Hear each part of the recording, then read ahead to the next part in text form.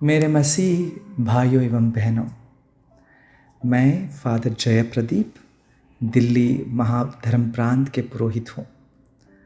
मैं आप सबको यह सूचित करना चाहता हूँ कि हिंदी ऑडियो में मेरा प्रथम प्रयास है और आने वाले दिनों में मैं प्रत्येक रविवार का उपदेश आपको भेजने की चेष्टा करूँगा। आज हम वर्ष का 19वां सामान्य रविवार में पहुंच चुके हैं और सुसमाचार हम पढ़ते हैं संत योहन के अनुसार अध्याय 6 वचन 41 से 51 तक। मसीह में प्रिय माता पिता एवं बहनों एवं भाइयों, गत 2 सप्ताह से हम संत योहन का सुसमाचार अध्याय 6 को सुन रहे हैं। सबसे पहले हमने इस अध्याय के स्थिति या हम मंच निर्देशन पर विचार किया, जो चमत्कार के महत्व को प्रस्तुत करता है, क्योंकि यह पास्का का ठीक करीब होता है। हमने कहा कि यह आत्म पहचान का चमत्कार है। पिछले सप्ताह हमने दृष्टि और विश्वास पर मनन चिंतन किया।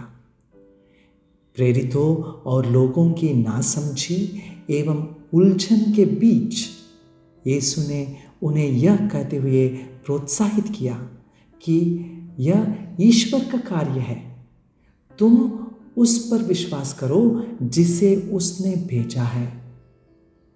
आज एक बार फिर सुसमाचार लेखक ने नाटक के भीतर हमारे आंदोलन को उसके बढ़ते चरम सीमा पर पहुंचा दिया है। हम इस अध्याय के मध्य बिंदु पर हैं मेरे प्रिय भाई और बहनों, जहां हमारा सामना यीशु की पहचान के केंद्र बिंदु से होता है और यह स्पष्ट हो जाता है कि यीशु ही वह व्यक्ति है जिसमें ईश्वर मौजूद है और प्रकट हुआ है। मगर हमें कौन मदद कर सकता है कि प्रभु ईश्वर प्रभु यीशु क्रिस्त में मौजूद है? किस तरह हमें पता चलता है?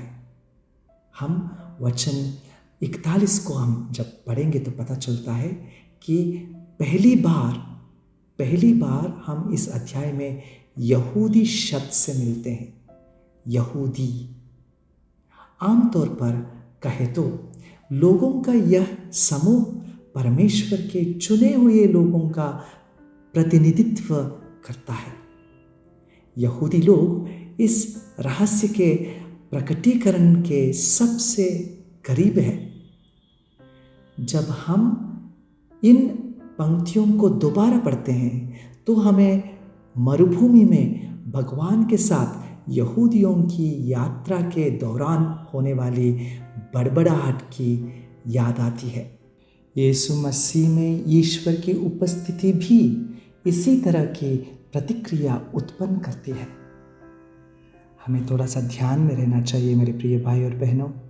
भगवान की उपस्थिति यहूदियों के लिए कोई नया अनुभव नहीं है, लेकिन जो नया है वह भगवान की उपस्थिति अब उस व्यक्ति में अवतरित हो गई है जो कहता है मैं हूं।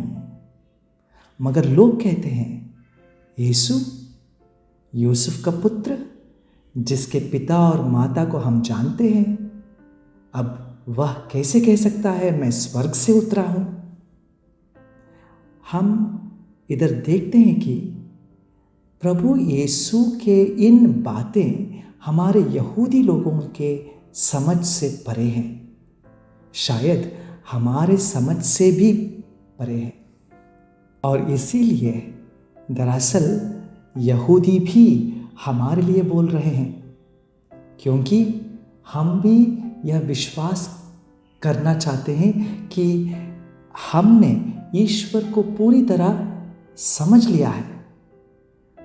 हमारी रोजी जिंदगी में हम देख सकते हैं हमारा व्यवहार अपने आप के साथ, दूसरों के साथ, हमारे परिसर के साथ और भगवान के साथ कितना अहम या अहंकार से भरे हुए हैं।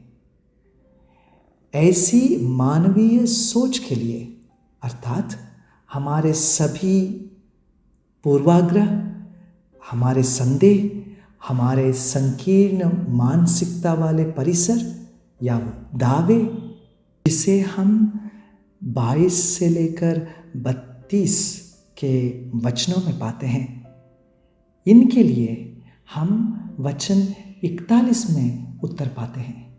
वचन कहता है, कोई भी मेरे पास तब तक नहीं आ सकता जब तक कि पिता जिसने मुझे भेजा है वह आकर्षित ना ले। प्रिय भाई और बहनों, जब तक हम हमारे अहंकार या हमारे पूर्वाग्रह, हमारे संदेह, हमारे संकीर्ण मानसिकता वाले परिसर या दावे इनमें बंधे हुए होते हैं, तब तक हम प्रभु के उन वचनों पर आकर्षित नहीं हो पाते हैं। यह पूरे चौथे सुसमाचार में केंद्र बिंदु है मेरे प्रिय भाई और बहन। हमको ध्यान से समझने के लिए कोशिश करनी चाहिए। यीशु मसीह एक अपवाद है जिसने ईश्वर को देखा है, क्योंकि वह ईश्वर की ओर से है और जिसने ईश्वर को ज्ञात कराया है। यह कोई ऐसी वैसी ईश्वरीय व्यक्ति नहीं है जिसे हम यहाँ देखते हैं। अंग्रेजी में कहा जाएगा तो गॉड मैन या गॉड वुमन, जो लोग कहते हैं अपने आप को। प्यारे भाई और बहनों, इस बारे में सावधान रहे। यीशु के अलावा और कोई नहीं है जो ईश्वर से आता है। यीशु ख्रिस्त के इस प्रकाशना में हम ईश्वर के प्रेम की सच्चाई को जान सकते हैं। अब ईश्वर का प्रकाशना बहुत संवेदी है। कुछ शब्द है जो बहुत महत्वपूर्ण है और वे पूरे अध्याय में और पूरे सुसमाचार, योहन के सुसमाचार में आते रहते हैं। वे है देखना, सुनना, सीखना और आकर्षित होना। वे सभी केवल विश्वास करने के उद्देश्य से है। फिर यह विश्वास अनंत जीवन के ओर ले जाता है। इसीलिए मेरे प्रिय भाई और बहनों, पद 47 में हम पढ़ते हैं, मैं तुमसे सच कहता हूँ, जो विश्वास करता है उसे अनंत जीवन प्राप्त है। इस दृश्य के अंतिम पद हमें एक बार फिर ईश्वर के प्रकाशना की केंद्रीयता में वापस लाता है। मरुभूमि की कहानी से एक बार फिर संबंध जुड़ जाता है। मरुभूमि में प्रभु ईश्वर मन्ना खिलाया, परंतु वे मर गए।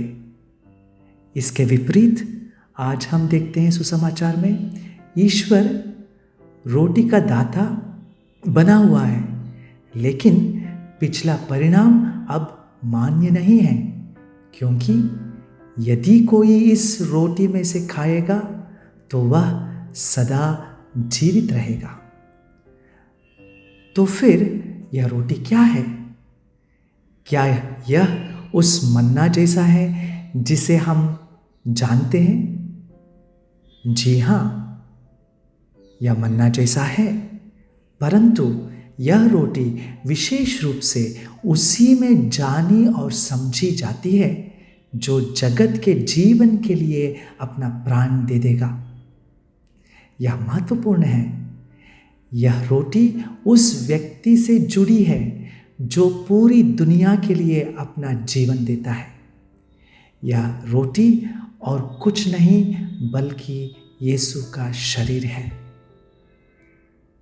मेरे प्रिय भाई और बहनों, लेकिन अगले सप्ताह फिर हम सुनेंगे कि नाटक गलतफहमी और बड़बड़ाहट से भरा हुआ है।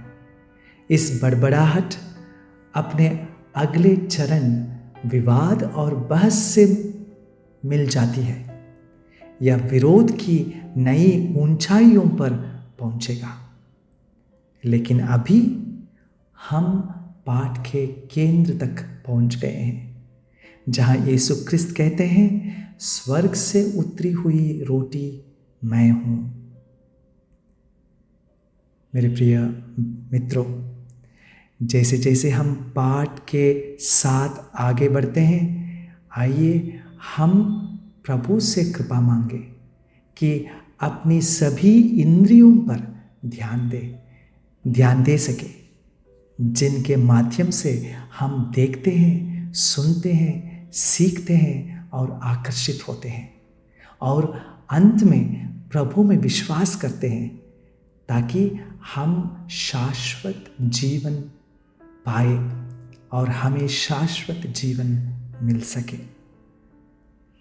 सर्वशक्तिमान ईश्वर हमें आशीर्वाद दे। पिता और पुत्र और पवित्र आत्मा के नाम पर आमीन।